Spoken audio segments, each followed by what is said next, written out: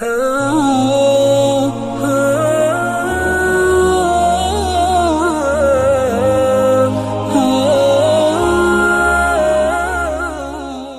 کے نیچے سبسکرائب کے بٹن پہ کلک کریں، بیل کے آئیکن پہ کلک کیجئے تاکہ ہر نئی ویڈیو کی نوٹیفیکیشن آپ کو ملے۔ اور ظاہر ہے کہ آپ نبوت کے بعد ہجرت کر رہے ہیں، اور ہجرت میں عجیب و غریب کمالات ظاہر ہو رہے ہیں۔ آپ نے جب ہجرت فرمائی ہے اور آپ جانتے ہیں کہ مکہ کے اندر آپ پر کیا ظلم و ستم توڑے جاتے تھے، کیا آپ پر مصائب کے پہاڑ توڑے جاتے تھے، کس طرح صحابہ وہ چھپ چھپ کے اپنی جانیں بچاتے تھے، یہاں تک کہ آپ نے ان صحابہ کی ٹوٹی پھوٹی جماعت کو کہہ دیا کہ تم حبشہ کی طرف چلے جاؤ،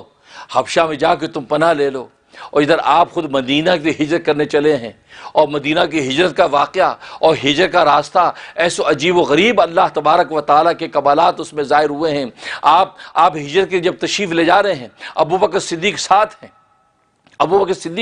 ہیں، ہجرت کا سفر جاری ہے، تو سور کا پہاڑ، غار سور کا پہاڑ خود بول رہا ہے کہ میری غار کے اندر پناہ لے لو، میں پناہ دینے کو تیار ہوں۔ تو لہٰذا غار سور کے اندر آپ پہنچ جا رہے ہیں۔ ادھر کفار نے اعلان کر دیا، ابو جہل نے اعلان کر دیا کہ اگر کوئی بھی ان دونوں کو یا کسی ایک کو زندہ گرفتار کرے گا یا خدا نخواستہ جو اس کو جو ہلاک کر کے پیش کر دے گا، تو کہا کہ 100 اونٹنیاں اس کو انعام دوں گا، 100 اونٹنیاں۔ اور اگر دونوں کو گرفتار کر لیا یا خدا نخواستہ دونوں کو ہلاک کر دیا تو فرمایا کہ 200 اونٹیاں انعام دوں گا۔ اور ظاہر ہے کہ اس وقت ایک اونٹنی یوں سمجھے کہ لاکھوں کی ہے، لاکھوں کی، $1 ملین کا گویا کہ اعلان گویا کہ ایک اونٹنی کے مقابلے میں۔ اتنا بڑا اعلان سن کے تو پورے عرب کے نوجوان ہل گئے، ہر ایک گھوڑے لے کے دوڑ رہے ہیں، ہر ایک اونٹیاں لے کے دوڑ رہے ہیں، سرکار دو عالم صلی اللہ علیہ وسلم اور ابو بکر کی تلاش میں جا رہے ہیں۔ ادھر آپ غار سور کے پاس جب پہنچے ہیں، ابو بکر صدیق رضی اللہ تعالیٰ نے کہا کہ یا رسول اللہ آپ باہر رہیے، میں پہلے اندر جا کر صفائی کر لوں، یہ نہ ہو کہ کوئی کیڑا مکوڑا کوئی ایسا موذی جانور کاٹ دے۔ اندر چلے گئے، اندر جا کے صفائی کی۔ اب سوراخ تھے غار کے اندر، ایک ایک ٹکڑا پھاڑ پھاڑ کے اپنی چادر کا وہ سوراخوں کے اندر گھساتے تھے، یہاں تک کہ سارے سوراخ بند کر لیے، لیکن ایک سوراخ کھلا رہ گیا اور چادر ختم ہو گئی۔ آواز لگا یا رسول اللہ تشریف لے آئیے۔ رسول اللہ صلی اللہ علیہ وسلم اندر تشریف لے آئے کہ لیٹ جائیے، تھکے ہوئے ہیں، لٹا دیا، اپنی گود میں سر رکھ لیا، اور وہ جو سوراخ کھلا ہوا تھا وہاں ایڈی رکھ دی، اپنی ایڈی رکھ دی تاکہ کوئی موذی جانور اگر اندر ہے تو وہ کوئی کاٹ نہ لے۔ اس بات کو سمجھنے سے پہلے ایک اور بات سنیے۔ حضرت عیسیٰ علیہ السلام ایک مرتبہ اپنے حواریوں میں تقریر کر رہے تھے، اور انہوں نے یہ پیغام دیا کہ میرے بعد ایک نبی آخر الزماں آئے گا، نبی آخر الزماں آئے گا، اس کے دامن سے تم وابستہ ہو جانا، نجات پا جاؤ گے۔ اور قرآن میں ظاہر ہے کہ اللہ تبارک و تعالیٰ نے اس پیغام کو ذکر کیا جو عیسیٰ علیہ السلام نے کہا، وَمُبَشِّرًا بِرَسُولٍ يَأْتِي مِن بَعْدِهِ اسْمُهُ احمد، کہ میں بشارت دیتا ہوں کہ میرے بعد ایک پیغمبر آئے گا جس کا نام احمد ہوگا۔ اب جب یہ گفتگو کر رہے ہیں عیسیٰ علیہ السلام، تو ایک حواری کھڑا ہو گیا۔ اس حواری نے کہا کہ اے اللہ کے نبی، آپ میرے لیے دعا کر دیجئے کہ میں اس نبی آخر الزمان کا دیدار کرنا چاہتا ہوں۔ ایسا ممکن ہے؟ عیسیٰ علیہ السلام نے کہا نہیں، وہ تو کتنی صدیوں کے بعد آئے گا، دیدار ممکن نہیں ہے۔ وہ حواری تڑپ کے کہتا کہ جیسے اوصاف آپ نے اس محبوب کے بتائے ہیں، جی چاہتا ہے میں اس کا دیدار کروں، میں چاہتا ہوں اس کی صحبت اختیار کروں، آپ اللہ سے یہ منظوری دلوا دیجئے کہ میں اس محبوب کا دیدار کروں۔ عیسیٰ علیہ السلام خاموش ہوئے، اللہ تبارک و تعالیٰ سے دعا کی، رجوع کیا، تو اللہ تبارک و تعالیٰ نے فرمایا کہ عیسیٰ اس حواری سے کہو اس انسانی حالت میں رہتے ہوئے دیدار ممکن نہیں ہے، اگر تم دیدار کرنا چاہتے ہو تو تمہیں پھر سانپ کی شکل میں متشکل ہونا پڑے گا، اور سانپ کی شکل میں جب متشکل ہو جاؤ گے تو پھر تم محمد مصطفیٰ کا دیدار کر سکو گے۔ انسانی حالت میں ممکن نہیں کہ اس انسانی حالت میں رہتے ہوئے اتنی صدیوں تک انسان کیسے زندہ رکھیں، ہماری سنت کے بھی خلاف۔ جب یہ بات کہی اس نے کہا اے اللہ کے نبی میں منظور کرتا ہوں، میں سانپ کی شکل میں متشکل ہونے کو تیار ہوں، لیکن مجھے محمد مصطفیٰ کا دیدار کرنا ہے۔ اس کے بعد وہ یہ سوال کرتا ہے کہ مجھے یہ بتا دیا جائے کہ محمد صلی اللہ علیہ وسلم کسی ایسے مقام پر ڈیفینیٹلی آئیں گے، یقیناً آئیں گے، میں اس مقام پر جا کر اپنا ٹھکانہ کر لیتا ہوں تاکہ محمد مصطفیٰ صلی اللہ علیہ وسلم جو اس مقام پر آئیں گے تو میں بھلے سانپ کی حالت میں ہوں لیکن میں اپنی آنکھوں سے ان کا دیدار کر کے آنکھیں ٹھنڈی کر لوں گا۔ جب یہ بات کہی تو اللہ تبارک و تعالی نے عیسیٰ علیہ السلام کو بتلایا کہ اس کو کہو کہ غار ثور کے اندر جا کر بیٹھ جا، مکہ کے اندر غار ثور ہے، اس غار ثور کے اندر جا کر بیٹھ جا۔ میرا محبوب جب مکہ والوں کے مصائب اور ان کی یہ سختیوں سے تنگ آ کر مدینہ کی طرف ہجرت کرے گا تو غار ثور کے اندر ٹھہرے گا، تو غار ثور کے اندر جا کے اپنا ٹھکانہ پکڑ لے، جب میرا محبوب آئے گا تو وہاں اس کا دیدار کر لینا۔ اللہ اکبر۔ یہ سانپ ہے، یہ وہ سانپ، یہ عیسیٰ علیہ السلام کا حواری ہے، حواری۔ یہ کوئی کچی روایت نہیں ہے، یہ شاہ ولی اللہ رحمۃ اللہ علیہ نے ازالۃ الخفا میں نقل کی ہے روایت۔ وہ سانپ غار ثور کے اندر آ کر بیٹھ گیا، لکھا کہ تقریباً 550 سال تک وہاں بیٹھا انتظار کرتا رہا۔ 550 سال تک کیوں بیٹھا؟ صرف سرکار دو عالم کا دیدار کرنا، اور کوئی مقصد نہیں۔ 550 سال ایک سانپ یعنی وہ حواری 550 سال صرف محمد کے دیدار کرنے کے لیے بیٹھا ہے اور کوئی مقصد نہیں۔ دیکھو محبت اور وفا تو اس کو کہتے ہیں۔ بیٹھا اب 550 سال کے بعد سرکار دو عالم صلی اللہ علیہ وسلم کی بعثت ہوتی ہے، اور پھر اس کے بعد یہ سفر ہجر جب شروع ہوتا ہے اور غار ثور کے اندر جب پہنچتے ہیں تو اس سوراخ کے اندر جہاں پر ابو بکر نے ایڑی رکھی تھی اس سوراخ کے اندر تو وہی سانپ بیٹھا تھا، وہی بیٹھا تھا۔ اب جب یہ ایڑی رکھ دی اور اس کو ادھر سے اللہ تبارک و تعالیٰ کی طرف سے اطلاع ہو گئی کہ محمد مصطفیٰ آ گئے ہیں، جس محبوب کا تجھے انتظار ہے وہ محبوب آ گیا ہے۔ اب آپ سوچئے 550 سال بہت بڑی بات ہے۔ آج 5 گھنٹے ہم کسی کا انتظار کریں اور ہمیں کوئی خبر کرے کہ آ گئے وہ آپ کے مطلوب، تو ہماری بے چینی کا کیا عالم ہوگا، ہماری اضطراب کی کیا عالم ہوگا، ٹھوکریں کھاتے ہوئے اس میں پہنچے گا، ارے کون ہے کہاں ہے۔ 550 سال وہ بے تابی کے ساتھ جب دوڑا ہے، آگے سوراخ بند ہے، بار بار ٹکرے مارتا ہے وہ تاکہ وہ چیز ہٹ جائے، وہ چیز ہٹتی نہیں ہے، پریشان ہو کر وہ اپنے زہریلے ڈنگ مارتا ہے۔ اس کو کیا خبر کہ کسی زندہ انسان کی ایڑی ہے، وہ بار بار اپنے ڈنگ کو جب مارتا ہے، اور وہ ایڑی تو ابو بکر کی تھی، اب اس پر جب ڈنگ لگتا ہے اور ایک جرناٹ جو ہے ڈنگ کی اور تکلیف کی ان کے اندر پہنچتی ہے۔ اب آپ آواز سے روتے نہیں ہیں کہ محمد مصطفیٰ میرے محبوب میری گود میں سوئے ہوئے ہیں، میں اگر آواز سے روؤں گا کہیں یہ بیدار نہ ہو جائیں۔ وہ اپنی تکلیف کو برداشت کر رہے ہیں اور ایڑی اپنی جگہ سے ہٹاتے نہیں ہیں، یہاں تک کہ تکلیف سے آپ کے آنسو ٹپکتے ہیں، آنسو رسول اللہ کے چہرے انور پر گرتے ہیں، آپ آنکھ کھولتے ہیں کہ ابو بکر تم کیوں روتے ہو؟ یہ ہے عشق و وفا کہ اپنی تکلیف برداشت کی لیکن محبوب کو تکلیف دینا گوارا نہیں۔ آنکھ کھلی، کیا ہوا ابو بکر؟ کہ یا رسول اللہ صلی اللہ علیہ وسلم مجھے سانپ نے ڈس لیا ہے، مجھے سانپ نے ڈس لیا ہے، اور میں تکلیف سے نہیں روتا، میں اس صدمے اور غم سے روتا ہوں کہ سانپ نے جب مجھے ڈس لیا ہے، اس کا مطلب اب میری زندگی زیادہ نہیں ہے، اب میں مرنے والا ہوں۔ میں اس خوف سے روتا ہوں، میں آنے والے اس منظر کا تصور کر کے روتا ہوں کہ میں تو مر گیا لیکن رسول اللہ میرا محبوب اب غار سے جب باہر نکلے گا، باہر تو کفار و مشرکین ننگی تلواریں لے کے میرے محبوب کو تلاش کرتے پھرتے ہیں، میرے محبوب کو ان کفار کے ہاتھوں سے کیسی تکلیف پہنچے گی، کیسی اذیت پہنچے گی۔ اے اللہ کے حبیب اس اذیت کو سوچ سوچ کر میری آنکھوں سے آنسو نکل رہے ہیں، وہ اس پر رو رہے ہیں۔ رسول اٹھ کے بیٹھے، آپ نے کہا ایڈی دکھاؤ۔ ایڈی آپ نے لعاب مبارک ایڈی پر لگایا۔ ابو بکر فرماتے کہ یوں ہو گیا جیسے کبھی کسی نے کاٹا ہی نہیں۔ رسول اللہ جب سوراخ کی طرف جھانکا تو فرمایا کہ ابو بکر تو نے اس سوراخ پر ایڑی رکھ دی، اس سوراخ کے اندر تو میرے بھائی عیسیٰ کا وہ حواری جس نے سانپ کی حالت میں اپنے آپ کو متشکل ہونا گوارا کیا تھا، یہ تو 550 سال تک بیٹھا میرے دیدار کے انتظار میں بیٹھا ہے۔ یہ تو میرا دیدار کرنے کے لیے بیٹھا ہے، میرا دیدار ہوگا، یہ شاید خدا کے پاس پہنچے، تو نے اس کا راستہ روک دیا، اس سے تجھے عداوت اور بغض میں نہیں کاٹا ہے، وہ عشق و مستی میں کاٹا ہے، بے چینی اضطراب میں کاٹا ہے۔ گویا کہ 550 سال تک انتظار کے بعد اگر محبوب سامنے ہو اور دیدار کا موقع نہ ہو تو انسان کرے گا کیا؟ تو فرمایا کہ یہ تو وہ حواری ہے جو میرے انتظار میں بیٹھا ہے۔ خیر لعاب دہن لگا دیا، آپ کو شفا ہو گئی۔ اس کے بعد ادھر کفار تلاش میں ہیں، جیسے حدیث میں آتا ہے جیسے آپ غیر ثور کے اندر داخل ہوئے تھے، اللہ تبارک و تعالی ایک درخت کو حکم دیا کہ جاؤ اس غار ثور کے بالکل دھانے پہ آ جاؤ،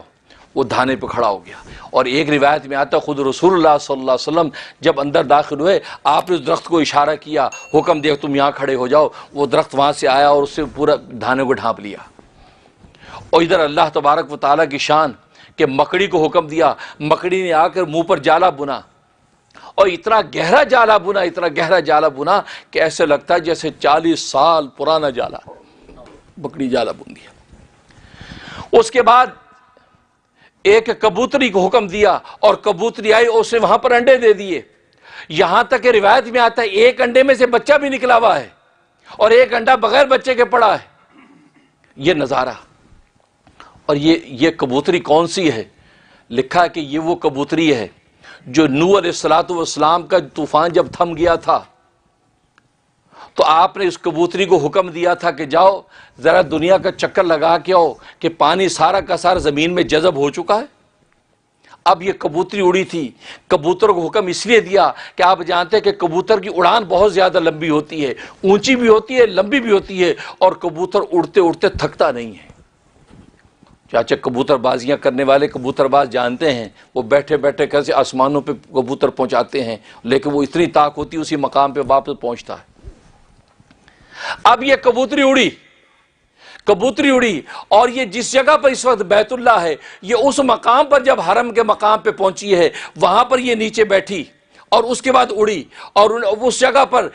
سرخ مٹی اس کے پاؤں پہ لگ گئی، اور وہاں سے اڑ کر نوح علیہ السلام کے پاس پہنچی، اور جب انہوں نے اس کی حالت کو دیکھا، اس کے پاؤں میں سرخ مٹی جب دیکھی تو سمجھ گیا کہ زمین کے اندر پانی دفن ہو چکا ہے، بس گارا رہ گیا جو گارا اس کے پاؤں پہ لگ گیا ہے، لہٰذا سرخ مٹی اس کے پاؤں پہ لگی، آپ نے اس کو محبت سے لیا، اس کے سر پہ ہاتھ پھیرا اور کنٹھ مالا جو اس کے گلے میں ڈال دی، امن کا پیغام اس کے گلے میں ڈال دیا، اور دعا کر دی کہ یا اللہ اس کی نسل کے اندر برکت نازل فرما اور اس کو اپنے گھر کے پاس پڑوس کے اندر آباد کر دے۔ لکھا ہے کہ جو اس وقت کبوتر حرم پاک کے دائیں بائیں جو رہتے ہیں کبوتر، یہ اسی کبوتری کی نسل ہے جو اللہ تبارک و تعالی نے اس کی خدمت کو قبول کر کے وہاں آباد کر دیا۔ تو یہ اسی نسل میں سے کبوتری تھی کہ جس کو اللہ تبارک و تعالی نے یہ سعادت دی کہ جاؤ میرے محبوب پر اس وقت سختی ہے، میرے محبوب پر آزمائش ہے، دشمن اس کی طرف دوڑ رہے ہیں، جاؤ یہ سعادت بھی آج میں تجھے دیتا ہوں، تیرے نوح علیہ السلام کی بھی تو نے خدمت کی تھی، آج تجھے یہ سعادت دیتا ہوں، جا تو اس غار ثور کے منہ پر جا کر انڈے دے دے، اور ایک انڈے میں سے بچہ بھی اس وقت نکل آئے گا، جا کے انڈے دے دے تاکہ کفار و مشرکین آئے اس نظارے کو دیکھ کے یہ سمجھیں۔ تو یہ سالہ سال پرانی یہ جگہ، یہاں پر اگر کوئی انسان غار میں جاتا تو یہ جالا بھی ٹوٹ جاتا، انڈے بھی ٹوٹ جاتے، کبوتر بھی اڑ جاتی، یہ درخت بھی ہٹ جاتا، اس کا مطلب ہے کہ یہاں کوئی نہیں ہے، جاؤ آج میں تجھے اپنے لشکر کے طور پہ استعمال کرتا ہوں۔ تو یہ وہ کبوتری تھی جس کو اللہ نے یہ سعادت دی اور اس نے جا کر وہاں پر انڈے دیے۔ اب وہاں غار تک ابو جہل پہنچ گیا، امیہ بن خلف پہنچ گیا، اور نوجوان پہنچ گئے، اور سب محسوس کر رہے ہیں۔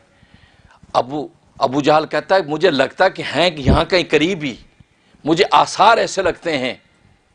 لیکن اس کے محمد کے جادو نے ہمارے دل و دماغ کو ایسا پھیر رکھا کہ ہمیں پتہ نہیں چل رہا یہ بات کر۔ اور نیچے ابو بکر اور رسول اللہ صلی اللہ علیہ وسلم ان کی باتیں بھی سن رہے ہیں، اور ابو بکر خوفزدہ ہیں کہ اے اللہ کے نبی اگر انہوں نے اپنے پاؤں کی طرف دیکھ لیا تو ہمیں دیکھ لیں گے، کیونکہ بالکل دھانے پہ کھڑے ہو کے بات کر رہے ہیں۔ یہاں تک کہ امیہ بن خلف اس کو پیشاب ہے، اس نے پیشاب کیا، دھانے کے منہ پہ بیٹھا پیشاب کر رہا ہے، تو ابو بکر صدیق رضی اللہ تعالیٰ نے کہا کہ اے اللہ کے رسول پکڑے گئے، لگتا ہے اس نے ہمیں دیکھ لیا ہے۔ آپ فرمایا کہ نہیں ابو بکر اس نے ہمیں دیکھا نہیں ہے، اگر دیکھا ہوتا تو یہ دھانے کی طرف منہ کر کے پیشاب نہ کرتا، یہ اپنی شرمگاہ ہماری طرف نہ کھولتا، اس کا مطلب اس کو ہم نظر نہیں آئے ہیں اس لیے ہماری طرف منہ کر کے شرمگاہ کھول کے پیشاب کر رہا ہے، اس کو خبر نہیں ہے۔ نوجوانوں نے کہا کہ یہاں اس غار کے اندر دیکھنا چاہیے، تو امیہ ابن خلف نے کہا کہ یار کیا بات کرتے ہو، اس کے اوپر جو جالے لگے ہوئے ہیں یہ جالے تو مجھے محمد کی بھی پیدائش سے پہلے کے نظر آ رہے ہیں، اتنے پرانے جالے، بھلے اس کا مطلب ہے کہ اگر اس کے اندر کوئی آدمی ہے تو جالے ٹوٹیں گے، یہ انڈے فنا ہوں گے، اس کا مطلب یہاں نہیں ہے۔ اب ادھر ادھر تلاش کرتے ہوئے یہاں سے رخصت ہو گئے۔ ادھر ابو بکر صدیق رضی اللہ تعالیٰ عنہ پر ایک خوف طاری ہے کہ کہیں پکڑے نہ جائیں، تو رسول اللہ صلی اللہ علیہ وسلم سے کہتے اے اللہ کے حبیب اگر انہوں نے ہمیں دیکھ لیا تو کیا ہوگا؟ تو رسول اللہ صلی اللہ علیہ وسلم فرمایا کہ ہم غار کے دوسرے دھانے سے نکل جائیں گے۔ تو ابو بکر بڑے حیران ہوئے کہ دوسرا دھانا، اس کو تو ایک ہی منہ ہے، دوسرا دھانا کون سا ہے؟ اور رسول اللہ جب یہ بات کہہ رہے ہیں کہ دوسرا دھانا تو یہ کوئی بات ہے، تو کہتے ہیں کہ حدیث میں آتا ہے کہ غار میں ادھر ادھر دیکھنے لگے ابو بکر، جیسے ابو بکر نے ادھر دیکھا تو غار کے دوسرے دھانے کی طرف وہ ایک دھانا ہے، ادھر سمندر کا کنارہ ہے اور سمندر کے کنارے میں کشتی بھی کھڑی ہے، گویا کہ اشارہ نبی نے کہا اگر انہوں نے ہمیں دیکھ لیا ہم ادھر سے نکل کے اس دھانے میں کشتی پہ بیٹھ کر روانہ ہو جائیں گے۔ یہ اللہ تبارک و تعالیٰ کی قدرت کے عجائبات ہیں کہ ادھر دھانے پر سمندر کے ساتھ جوڑ دیا اس دھانے کو، اور وہاں کشتی موجود ہے اور اس کے ساتھ جو کشتی موجود تاکہ ادھر سے نکلے اور کشتی پہ سوار ہو جائے گا۔ ادھر ابو بکر کو پیاس لگی کہ مجھے پیاس لگی ہے، رسول اللہ صلی اللہ علیہ وسلم فرمایا کہ جاؤ ادھر جا کر پانی پی لو۔ تو بڑے حیران ہوئے کہ ادھر پانی کہاں؟ تو جب ادھر آگے بڑے ہیں تو وہاں جنت کے کٹوروں میں پانی موجود ہے۔ اس سفر میں بڑے بڑے عجائبات ہوئے ہیں، بڑے عجائبات۔ ظاہر ہے کہ یہ سفر ہجرت یہ تو نوال محمد کا سفر تھا، نبی کریم صلی اللہ علیہ وسلم کا ایسا احسان اس کائنات کے اندر، کائنات کے اوپر سائبان ہونے والا تھا کہ جس کی نظیر قیامت تک پیدا نہیں ہو سکتی۔ ایک ایسی شریعت ملنے والی تھی، ایک ایسی سنت ملنے والی تھی، ایک ایسی معاشرت ملنے والی تھی کہ انسانیت ان کو دیکھ دیکھ کر قدم بڑھاتی اگر چلی جائے گی تو زمین پہ چلتے چلتے آسمانوں کی بلندیاں پا جائے گی۔ تو یہ نوال محمد کا وقت تھا، تو یہ سفر ہجرت اس انداز سے کیا ہے۔ اب غار سے جب نکلے ہیں، غار سے نکل کے جب جانے لگے ہیں، ادھر چونکہ تلاش جاری تھی تو سراقہ بن مالک یہ بھی ایک نوجوان تھا مشرکین مکہ میں سے، اس نے دیکھ لیا کہ رسول اللہ کو جب دیکھا اب اس نے اپنی گھوڑی دوڑائی۔ حدیث میں آتا ہے اس نے جب گھوڑی اپنی دوڑائی ہے تو گھوڑی رسول اللہ کے قریب جا کر اوندے منہ گری ہے، اوندے منہ گری، یہاں تک یہ بھی نیچے گرا اور وہ بھی گر گئی، اور جلدی سے پھر بیٹھا اور پھر پیچھے پر دوڑا اور کہا کہ محمد میں نے تجھے پکڑ لیا ہے، رک جاؤ۔ آواز لگائی سراقہ نے۔ ابو بکر نے پلٹ کے دیکھا لیکن رسول اللہ صلی اللہ علیہ وسلم کچھ پڑھ رہے تھے۔ سراقہ کہتا وہ کچھ دعائیں پڑھ، کوئی الفاظ پڑھ رہے تھے، وہ مجھے سمجھ میں نہیں آئے، لیکن ابو بکر بار بار پیچھے دیکھ رہے تھے۔ ابو بکر جب پریشان ہوئے ہیں تو فوراً جبرائیل آ گئے اور کہا کہ محمد اللہ تبارک و تعالی نے زمین کو حکم دے دیا ہے، آپ زمین کو جیسے حکم دیں گے ویسے کرے گی۔ آپ نے زمین کو حکم دیا ہے زمین سراقوں کو پکڑ لے۔ بھائی اتنا کہنا تھا کہ اس کی وہ خود سراقہ تم نے مالک کہتے ہیں اس وقت تک مسلمان نہیں تھے، وہ کہتے ہیں کہ وہ پیٹ تک جو ٹانگیں جو اگلی وہ اس کی اونٹنی کی اور اس کی میری گھوڑی کی زمین کے اندر دھس گئی، یہاں تک کہ وہ پلٹ کے گرا اور اس زمین میں دھس گئی۔ میں رونے لگا، میں نے کہا محمد لات عزا کی قسم ہے میں تیرا پیچھا نہیں کروں گا، تجھے مجھے معاف کر دے۔ رسول اللہ کہ زمین اس کو چھوڑ دے، پھر چھوڑ دیا، پھر اس کو لالچ آیا 100 اونٹنیوں کا، پھر بھاگا، یہاں تک کہ حدیث میں آتا ہے 7 مرتبہ اس نے وعدہ توڑا، 7 مرتبہ، 7 ٹائم، اور 7 مرتبہ رسول اللہ معاف کرتے رہے، 7 مرتبہ رسول اللہ معاف کرتے رہے، یہاں تک کہ آخر میں رسول اللہ کے قریب آیا اور کہا کہ میں وعدہ کرتا ہوں اور کچھ پیش کیا۔ آپ ہمیں کوئی نظرانہ نہیں چاہیے، ہمیں کوئی تیرا کھانا پینا نہیں چاہیے، بس یہ چاہیے کہ تو پیچھے لوٹ جا اور جو کفار و مشرکین ہمارا پیچھا کر رہے ہیں ان کو بھی تو ورغلا کے پیچھے لے جا، بس یہ کر۔ اور جب وہ لوٹنے لگا ہے تو پیچھے سے رسول اللہ آواز سراقہ بن مالک اس وقت کیا ہوگا کہ جب کسرا کے کنگن تیرے ہاتھوں میں ہوں گے، کسرا کے کنگن۔ کہا کہ اچھا، ظاہر قیس و کسرا کی شان ایسی تھی جیسے آج امریکہ کی ہے، پوری دنیا کو سپر پاور ہے، گویا کہ امریکہ فتح ہو جائے گا، یہ اس کو یوں سمجھیں آپ اس زمانے کے اعتبار سے. کہا کہ کسریٰ کے کنگن تیرے ہاتھ میں ہوں گے، مطلب ہے کسریٰ اسلام میں داخل ہو جائے گا، اسلام فتح کر لے گا کسریٰ کو، قیصر کو. تو اس وقت کیا حال ہوگا جب کسریٰ کے کنگن تیرے ہاتھ میں ہوں گے؟ کہتا اچھا کسریٰ فتح ہو جائے گا؟ کہا کہ ہاں وہ وقت بھی آئے گا. تو جلدی سے آگے بڑھ کے کہنے لگا کہ آپ مجھے عہد نامہ لکھ دیجیے، امن نامہ لکھ دیجئے، تاکہ جب وہ وقت آئے تو پھر میں وہ امن نامہ پیش کر کے اپنے آپ کو امان دے سکوں. رسول اللہ نے امان نامہ لکھ دیا. پھر غزوہ حنین طائف کا جب واقعہ ہوا ہے اس وقت یہ امان نامہ لے کے آیا اور آ کے رسول اللہ کو دکھایا. پھر حلقہ اسلام میں داخل ہو گیا، مسلمان ہو گئے. پھر حضرت عمر فاروق رضی اللہ تعالیٰ عنہ کے زمانے میں جب کسریٰ فتح ہوا ہے، کسریٰ جب فتح ہوا اس کا شاہی محل لایا گیا، اس کے ہیرے جواہرات لائے گئے، اس کے شاہی تاج لائے گئے، یہاں تک اس کی 3 شہزادیاں وہ گرفتار ہو کر لائی گئی، دربار کے اندر لائی گئیں. اور سارا سامان جب تقسیم ہوا اور اس کے اندر جو اس کے کسریٰ کے بادشاہ کے کنگن سونے کے جب دیکھے ہیں تو ابو بکر کو رسول اللہ کی وہ بات یاد آ گئی کہ کسریٰ کہ سراقہ اس وقت تیرا کیا حال ہوگا جب تو کسریٰ کے کنگن دیکھے گا. لہذا حضرت عمر نے بلایا، کہا کہ سراقہ تم اپنے مالک کو بلاؤ، اس لیے کہ میرے محبوب نے یہ بات کہی تھی کہ یہ کنگن جو ہے یہ کسریٰ کے ہاتھوں کے، یہ سراقہ کے ہاتھوں میں ہوں گے. آج میں اپنے ہاتھوں سے یہ بادشاہ کے کنگن سراقہ کے ہاتھ میں ڈالوں گا. چنانچہ کنگن ان کو پہنائے گئے.